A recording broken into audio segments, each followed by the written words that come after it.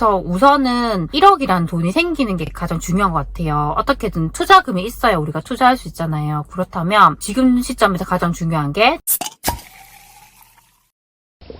안녕하세요, 세비티입니다. 오늘도 잠깐 아이 기다리다가 시간이 나서 영상을 좀 찍어보려고 합니다. 제가 최근에도 저희 소중한 친구분들이 댓글로 좀 남겨주신 내용들이 있었어요. 거기서 제가 좀 얘기해드릴 수 있는 거는 이렇게 영상 통해서 한 번씩 말씀드리려고 하거든요. 올려주신 댓글 한번 읽어볼게요. 이분 같은 경우는 지금 현재 분양권 하나 가지고 계시고 주택을 하나 가지고 계시다고 하셨어요. 그런데 내년 3월에 이제 1주택 가지고 계신 거 처분해서 잔금을 치르고 그 분양권에 입주하려고 했던 계획이었다고 하셨어요. 근데 제 영상 보면서 투자를 안 하면 안 될 것 같은 생각이 많이 들어서 지금 가지고 있는 그 1주택을 파는 게 아니라 전세를 주고 이제 아이 학교 근처에 있는 아파트 월세를 가려고 한다는 내용이었어요. 그걸 결정을 하고 나니까 돈이 너무 많이 들어간다는 게 고민이신 거예요. 월세 100만 원에 이사비도 나오게 되고 전세를 주려고 하니까 그 기존 주택을 또 리모델링을 좀 하셔야 된대요. 그런 걸 생각을 하니까 이게 맞는지 고민이 되시는 거고, 이게 전세금 받으면 1억 5천만 원 정도 될 것 같은데 뭐 여기서 또 이런저런 비용 빼고 나면 1억 정도가 생길 것 같대요. 그걸 가지고 이제 비규제 지역 아파트를 투자를 하고 싶다, 이런 내용이셨어요. 그런데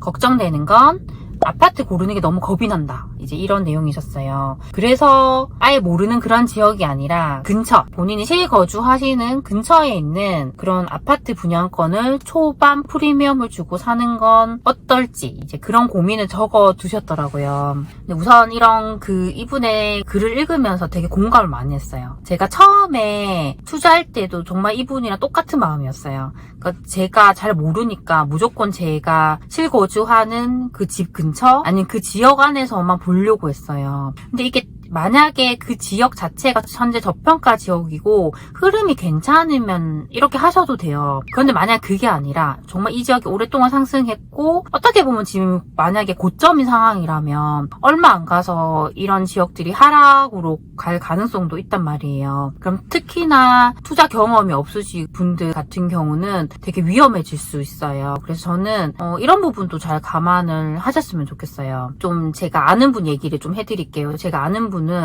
제가 사는 그 지역, 한 지역, 실거주하는 그 지역에만 오랫동안 계속 투자를 하셨더라고요. 근데 이 지역이 흐름이 좋을 때는 지금 가지고 계신 그런 보유한 물건들이 다 오르니까 기분이 좋은 거예요. 그런데 그 지역이 점점 흐름이 안 좋아지고 있어요. 그렇다 보니까 갑자기 뭐 전세를 역전세가 나서 전세금을 또 돌려줘야 되는 또 상황이 발생하고 기존에 가지고 있는 거 팔려고 하는데 팔리지도 않고 이런 상황인 거예요. 그래서 한 지역에 너무 이 물건을 많이 갖고 계시니까 이런 현상이 발생하는 거예요. 그래서 전국을 보시는 게 가장 좋고요. 이런 상황을 대비해서 저는 너무 한 지역에 많은 물건을 이렇게 보유하는 건 좋지 않은 것 같아요. 저 같은 경우는 전국에 있는 그 지역들에 다 분산을 해놨어요. 그렇게 하다 보니까 만약에 한 지역의 흐름이 안 좋아지면 다른 곳이 흐름이 좋으면 어느 정도 해지를 할 수 있잖아요. 그렇기 때문에 저는 이렇게 좀 분산을 해놓는 게 더 좋지 않을까라는 생각이 들었습니다. 그래서 우선은 1억이란 돈이 생기는 게 가장 중요한 것 같아요. 어떻게든 투자금이 있어야 우리가 투자할 수 있잖아요. 그렇다면 지금 시점에서 가장 중요한 게 내가 지금 실거주하는 곳, 지금 분양권을 초반 프리미엄 주고 살려고 하는 그곳이 흐름이 괜찮은지를 보는 게 우선이에요. 근데 그렇지 않다고 하면 저는 비규제 지역, 현재 흐름이 괜찮은 곳들 보는 것이 더 좋다고 생각을 합니다. 지금 이렇게 계속 보시면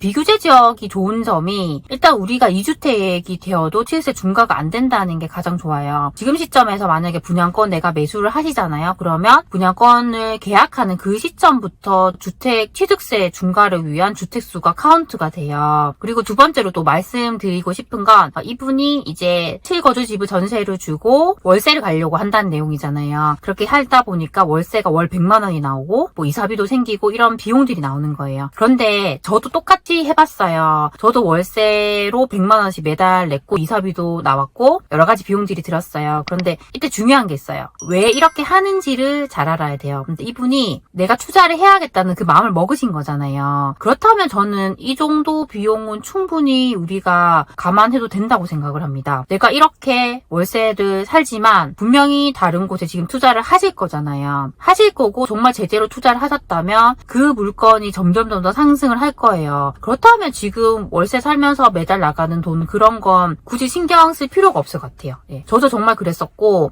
나는 월세를 살지만 내가 투자했던 물건들이 너무너무 잘 상승을 해주니까 저는 항상 그게 너무 기분이 좋았어요.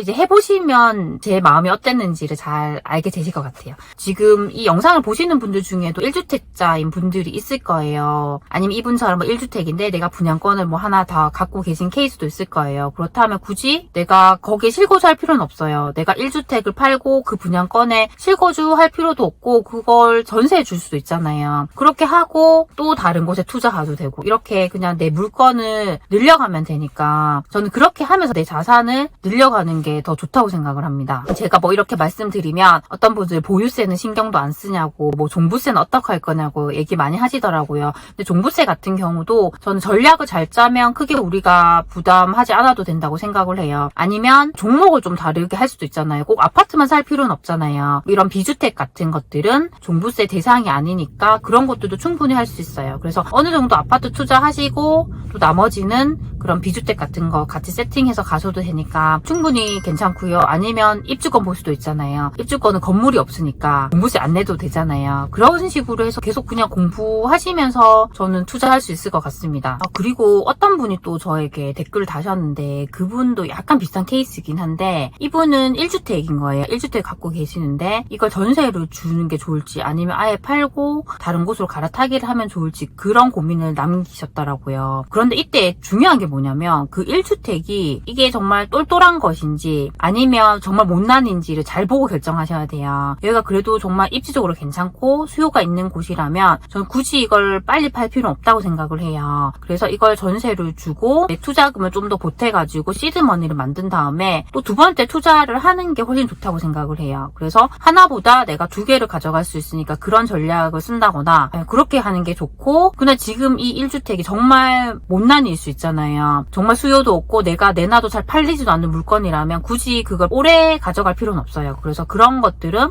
그냥 매도를 하시고 그 돈을 가지고 더 똘똘한 것을 사시거나 아니면 그 돈을 가지고 투자를 할 수도 있잖아요. 그런 식으로 저는 전략을 짜는 게 좋다고 생각을 합니다. 그래서 항상 내가 지금 가지고 있는 그 1주택의 상태가 어떤지를 보고 이렇게 좀 전략을 짜는 게 좋다고 생각을 합니다. 저도 계속적으로 공부를 하고 있어요. 공부를 하는 이유가 어떻게 지금 제가 가진 이 시점에서 저는 어떤 식으로 전략을 짜서 투자할 수 있는지 계속 그 방법을 찾으려고 하는 거예요. 근데 그렇게 하면 내 지식도 많아지지만 전 틈새 투자로 이렇게 투자도 이어나갈 수 있고 자산의 파이도 키울 수 있어요. 그런 식으로 계속적으로 저는 해보셨으면 좋겠습니다. 그래서 오늘은 저에게 댓글을 달아주신 분 중에서 고민이 있으신 분들의 사연을 가지고 한번 얘기를 해봤어요. 분명히 이분과 좀 비슷한 상황인 분들이 있을 것 같아요. 그런 분들에게 조금이라도 제 이야기가 도움이 되셨으면 좋겠습니다. 항상 제 영상을 시청해주셔서 정말 감사드립니다. 그럼 다음 시간에 만나요. 안녕.